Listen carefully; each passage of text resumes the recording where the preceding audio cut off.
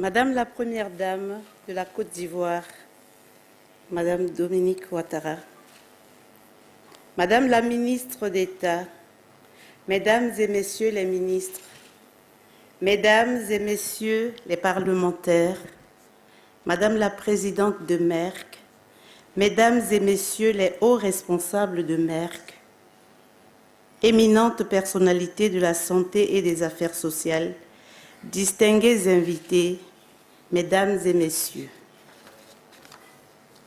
C'est un honneur pour moi aujourd'hui d'être devant cette auguste assemblée constituée de décideurs politiques, de chercheurs, fournisseurs de soins de santé provenant de plus de 25 pays africains, anglophones et francophones, à l'occasion de la 3e conférence de Merck, qui sera également l'occasion de lancer pour la première fois la campagne « Plus qu'une mère pour les pays d'Afrique francophone ».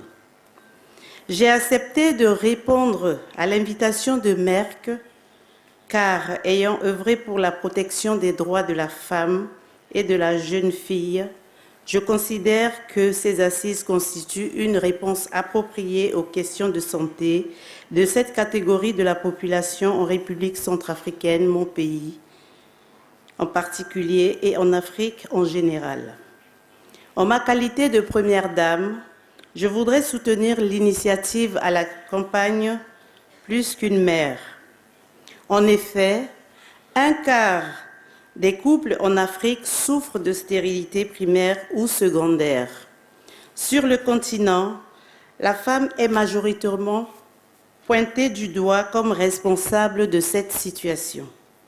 À ce titre, elle subit de graves violences physiques et psychologiques, entraînant dans certains cas la mort précoce des victimes. En République centrafricaine, l'infécondité touche environ 6% de couples. Selon les résultats du recensement général de la population et de l'habitat de 2003, la proportion des femmes âgées de plus de 50 ans n'ayant pas d'enfants a varié de 10,2%. Elle est particulièrement plus élevée dans la partie est du pays avec 16% des cas. Ces données n'ont pu être actualisées en 2013 comme prévu, compte tenu des conflits armés qu'a connus la Centrafrique. Comme dans la plupart des pays du continent, la stigmatisation de la femme dans ces cas reste un réflexe socio-culturel. Distingués invités, Mesdames, Messieurs, la question de stérilité dans les couples a toujours été un tabou et les femmes en paient un lourd tribut en silence par des violences dévalorisantes et parfois meurtrières. Cette culture de stigmatisation doit changer.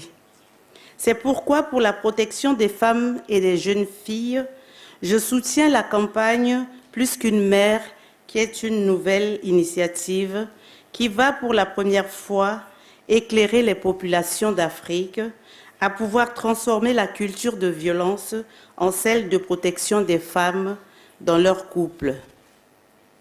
Cette campagne permettra d'assurer aux jeunes garçons et filles une éducation sur la prévention de la stérilité par des comportements sexuels responsables. Elle va également permettre aux femmes affectées par l'infertilité de se prendre à charge et de retrouver espoir. Comme je l'ai mentionné si haut, l'infertilité n'est pas l'apanage des femmes, mais concerne aussi les hommes qui l'acceptent difficilement. Voici un exemple de violence faite aux femmes stériles. C'est le cas de Madame Jacqueline Mwende du Kenya, dont l'époux, se sachant stérile, a refusé de l'admettre et a préféré lui couper les deux mains. Il existe de nombreux cas de violence faites aux femmes stériles que nous ne saurons énumérer toutes. Ensemble, nous devons nous mobiliser pour qu'aucune femme en Afrique ne subisse de telles atrocités comme Jacqueline. C'est pourquoi je voudrais remercier Merck pour la campagne « Plus qu'une mère ». Ces femmes qui n'ont pu faire d'enfants sont des personnes humaines qui ont droit à la dignité et à la protection. Elles sont capables de contribuer au développement de leur communauté et de leur pays. Certaines d'entre elles élèvent et éduquent mieux que celles qui ont donné la vie aux enfants. C'est pourquoi la prévention s'avère très importante. Les hommes doivent être encouragés à parler et à discuter ouvertement de la stérilité masculine. Considérant la personne humaine comme la première richesse d'une nation, les décideurs politiques, les acteurs de la santé et des affaires sociales et les communautés doivent se mobiliser pour susciter une prise de conscience collective de l'ampleur de cette problématique. Je voudrais renouveler ma gratitude à Merck du haut de cette tribune et encourager les distingués invités ici présents à œuvrer à travers cette campagne pour changer les mentalités et redonner espoir à toutes les femmes africaines stériles et victimes de stigmatisation. Je suis heureuse d'adhérer à ce mouvement qui, j'espère, contribuera à valoriser les femmes africaines stériles. Je vous remercie de votre aimable attention.